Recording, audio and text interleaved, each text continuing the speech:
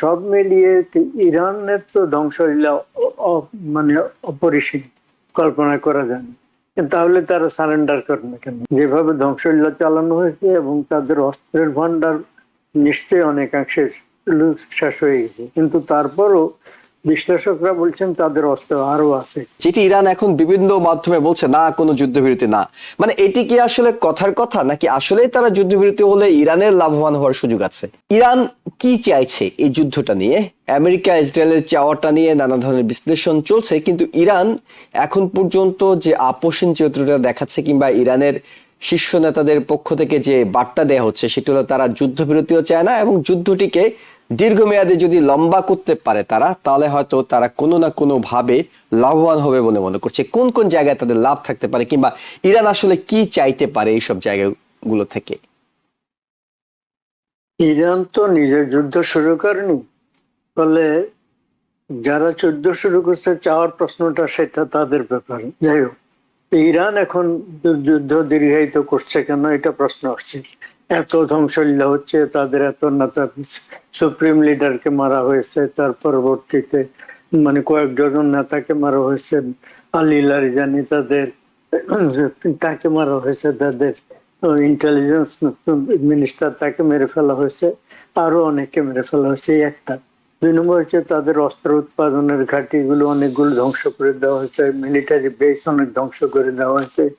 তাদের সর্বশেষ ভয়ঙ্কর একটা হয়েছে পার্স, যে গ্যাস ফিল্ড, সেখানে আক্রমণ করেছে, সেটা সেটা এখন সেখানে আগুন জ্বলছে, ধোঁয়া উঠছে, এবং তাতে তার একটা পাশেরই অংশ, ওই একই গ্যাস ফিল্ডের একটা অংশ কাতারের মালিকানাধীন। তারা খুব ক্ষুব্ধ এবং তারা এই জন্য ইসরায়েলের নিন্দা করেছে, সমালোচনা করেছে।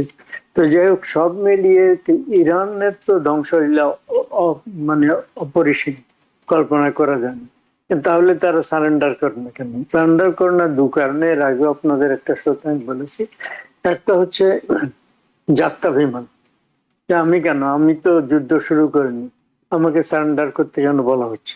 আর সারেন্ডার করার আরেকটা দিক হচ্ছে যে তারা মানে এমনিতেও তারা মরেছে, সারেন্ডার করলেও তো তাদের নিস্তার নেই। সারেন্ডার করার পরে তো এমন না যে তাদের সাথে একটা আপোষ সফা করে মানে তাদেরকে বলবে যে আমি হুজুর আপনার বাড়ি ঘরে থাকেন, মানে আরামে থাকেন, এরকম তো মানে রিটায়ারমেন্ট বেনিফিট তো দেবে না। এমন সব মানে, যেমন তারা নতুন খামেনির পুত্র মুস্তফা খামেনিকে যখন নিয়োগ করা হয়েছে নতুন চিফ দেশের, যখন প্রেসিডেন্ট ট্রাম্প বলেছেন তাকে আমার পছন্দ না, ঠিক হয়নি, আমাদের সাথে কথা বলে ঠিক করতে হবে কাকে নিয়োগ করা হয়। তো ফলে যুক্তরাষ্ট্রই ঠিক করবে কাকে তারা নিয়োগ করবে, এবং যাদেরকে যুক্তরাষ্ট্র পছন্দ করে নিয়োগ করবে। এটা আমি ট্রাম্প ইরানের দৃষ্টিভঙ্গিটা বিশ্লেষণের জন্য বলছি। তারা তো আর ইরানের মোল্লাতন্ত্রে যারা ছিলেন তাদের সাথে সংশ্লিষ্ট কাউকে রেহাই দেবেন না। যারগুলা মরে গেছে গেছে, বাকিগুলাকে তারা মানে যন্ত্রণাবিদ্ধ করবে, তিলে তিল মারবো বা তাৎক্ষণিকভাবে মৃত্যু দেবে, এটি। তো ফলে তাদের সারেন্ডার করার মতো অবস্থা মনে হয়নি। তাহলে তারা কিভাবে কতদিন চালিয়ে যাবে সেটা এখন কথা। তাদের মানে যেভাবে ধ্বংসলীলা চালানো হয়েছে এবং তাদের অস্ত্রের ভান্ডার নিশ্চয়ই অনেকাংশে শেষ হয়ে গেছে, কিন্তু তারপরও বিশ্লেষকরা বলছেন তাদের অস্ত্র আরো আছে।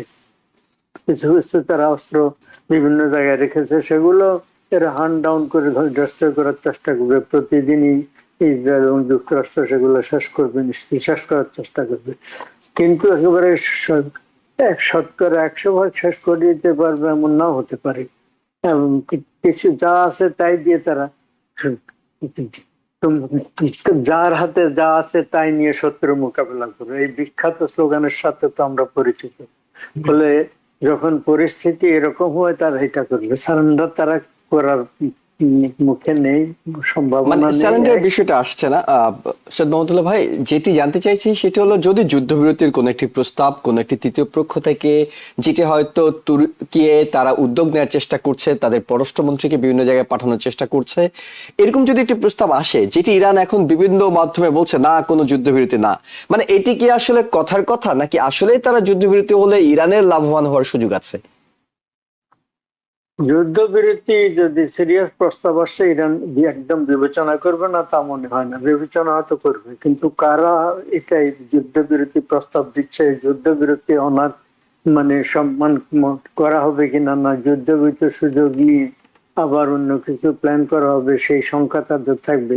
ফলে তারা, আমার ধারণা, এটাকে একেবারে ফেলে দেবে না। যুদ্ধবিরতির যদি প্রস্তাব আসে, নিজেদের পক্ষ থেকে তারা যুদ্ধবিরতির প্রস্তাব করবে এমন মনে হয় না, কিন্তু যুদ্ধবিরতির প্রস্তাব আসে।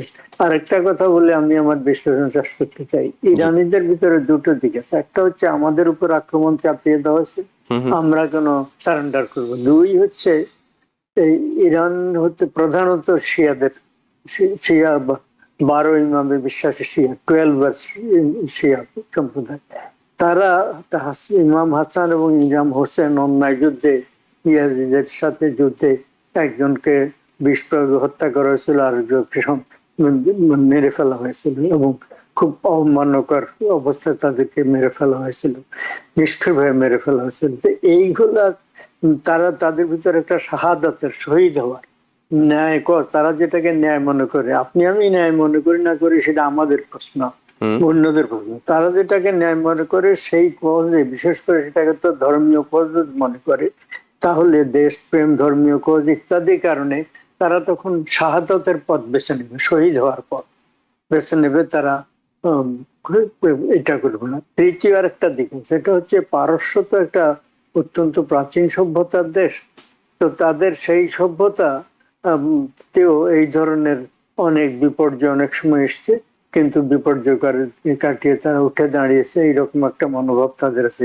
তো ওভারঅল মানে যুদ্ধবিরতির প্রস্তাব সিরিয়াসলি আসলে, যে প্রশ্ন আপনি করলেন, আমার ধারণা তারা বিবেচনা করে দেখবে যে তাদেরকে আবার কোনো মানে ফাঁদে ফেলার ষড়যন্ত্র না, তো সেটা বিবেচনা করে দেখবে। কিন্তু নিজেদের পক্ষ থেকে যুদ্ধবিরতির প্রস্তাব দেবে বা সারেন্ডার করবে এমন তো মনে হচ্ছে না।